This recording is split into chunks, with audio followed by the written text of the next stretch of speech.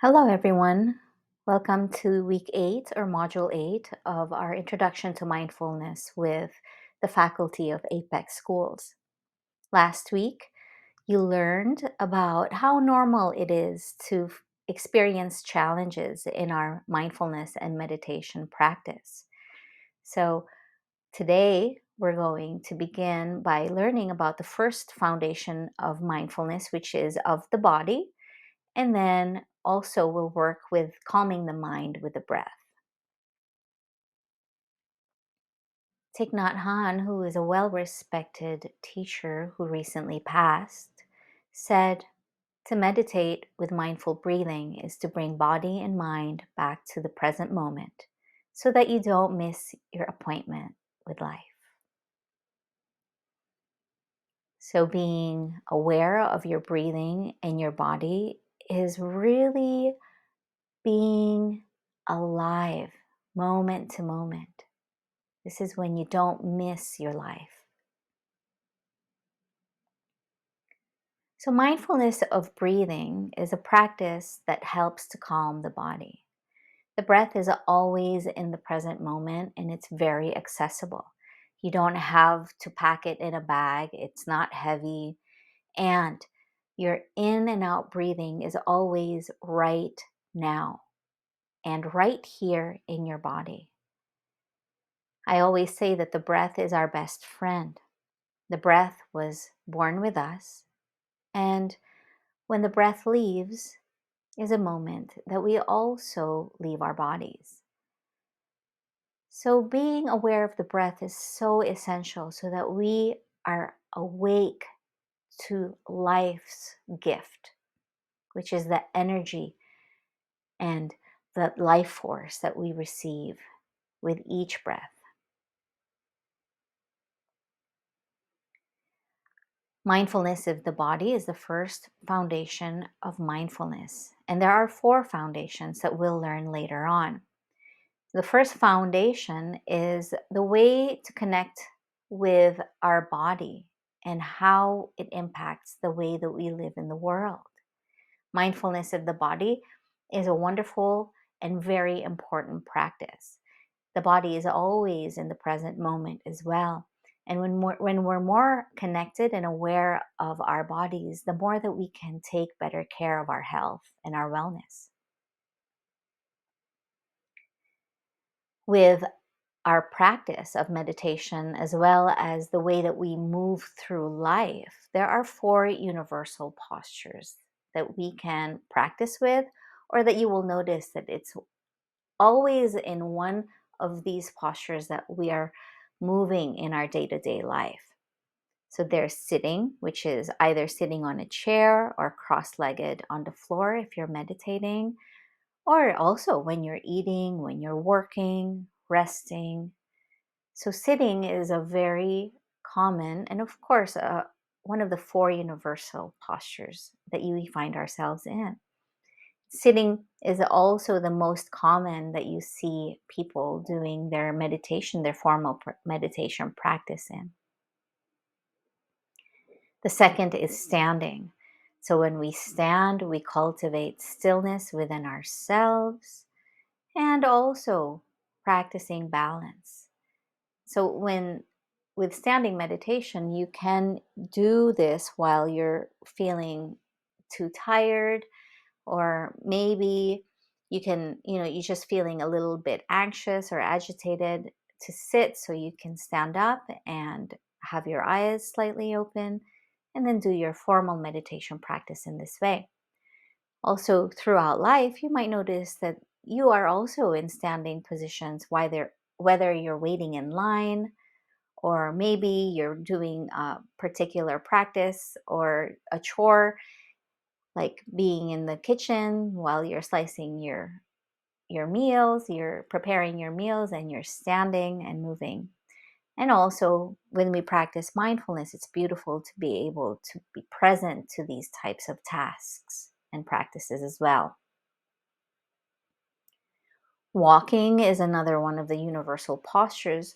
So if you're not sitting or standing still, you will be walking from point A to point B, either in your daily life, or you can also use it for your formal meditation practice. That is a really good way when you can't seem to stay still long enough. Walking meditation practice is so profound and can really be beneficial to help you become more present to your daily life. And fourth, we have lying down meditation, or this posture that you will also find that it's when you're not sitting, standing, walking, you're lying down. And you can also use this as your formal meditation practice. It's normally recommended to do lying down meditation practice when you're not too tired, but also you can use this when you're not feeling so well. So you can rest in awareness with compassion and kindness toward yourself. When you're practicing lying meditation, it would be really good if you're not on your bed so that you don't fall asleep. So, when we're talking about the first foundation of mindfulness or of the body, we notice also that there are experiences of internal and external interconnectedness between what you're feeling and what you're experiencing and what you experience in the world. So, in the body, you might notice that when you sit still enough, you will find that there are certain sensations within your body, might not necessarily be completely inside your body, but also the internal experiences that you would not notice in other situations, like if you're busy. So when you sit still, you'll notice that there might be some painful sensations or even pleasant sensations and other parts in your body that might not be obvious at all. That there's the external movement of life also with different forms that are physical forms in the world, and how we relate to them is also another way to experience that external. So with your body and you're moving around, maybe it's when you're walking, you notice the pressure of your feet touching the floor and the hardness and the rigidity of that. Maybe you'll also notice the coolness of the air and how that touches your body and how you internally respond to the different sensations that the external world offers to us. So, body sensations are messages that are sent to your brain to let your brain know what's going on. So, there's this communication that's happening. Body sensations can also be connected to your emotions. One of the best ways to really know what's happening with your wellness and your health is to be connected with your body. Your body always sends you messages as to what's happening. Is there ache in your lower back? Or maybe there are some sensations in your body that you hadn't noticed before, not until you sat down long enough in stillness to notice that there are some messages that you might have been missing that your body was sending to you. So, sensations in the body can be either pleasurable or painful, or neither pleasurable or painful.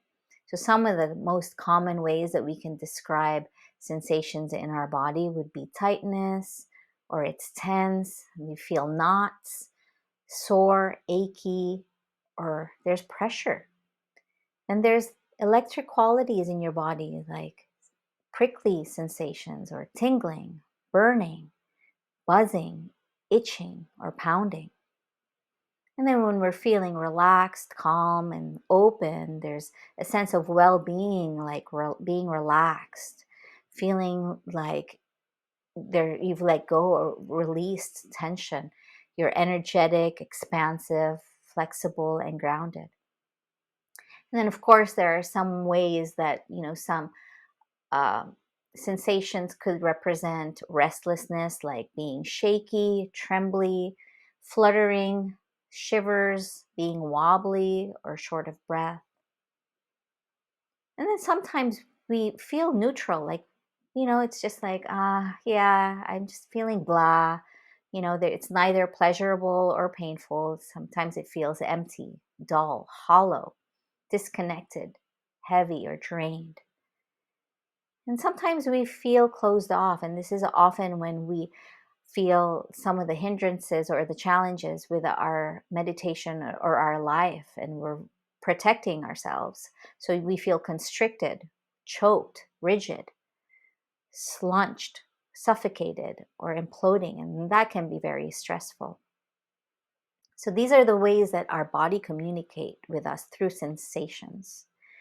And when we're more present to these sensations, the more that we can address whatever our needs are moment to moment. Some of the ways to practice formally to connect with our body is through body scan meditation. And we will be doing that this week. And this is a way for you to feel the aliveness in your body. So, whether they're pleasant or painful, or neither pleasant or painful, we can be with what's really here for us and accept and learn to love all the experiences that are presented to us. Another practice that we can do to become more connected and aware of our bodies is through mindful movement. And through this practice, we bring awareness to the changing experience of moving in our bodies while we're aware of the breath and the body sensation. So you can also incorporate this formal mindfulness practice of being with the breath and the body into your exercise routine. Like if you like to run, there are plenty of people who say that running is very meditative for them. So being aware of your body and your breath as you move through life. A really incredible experience that we also notice, witness, is about being human. And some of the difficulties that we face is through the truth of being born, getting old, getting sick, and eventually dying. And this is experienced as impermanence. And then some of the seasons of, of nature that they experience in some of the parts of the world, like summer, spring, autumn, and winter. And this is where you, through being aware of nature, being awake to nature, you can see this cycle play out. And this is also the cycle that we also as human beings experience. And it can be painful to think about that too. Our body shows us with direct experience that through taking birth, we age day by day, moment by moment, and we can't get away from ever being sick. Sickness or illness is a big part of our lives. And as we age, we of course come closer and closer to our death. And that is also a beautiful process. And this practice helps us to understand and to really connect and accept the natural cycle of life and death and the natural cycles of nature.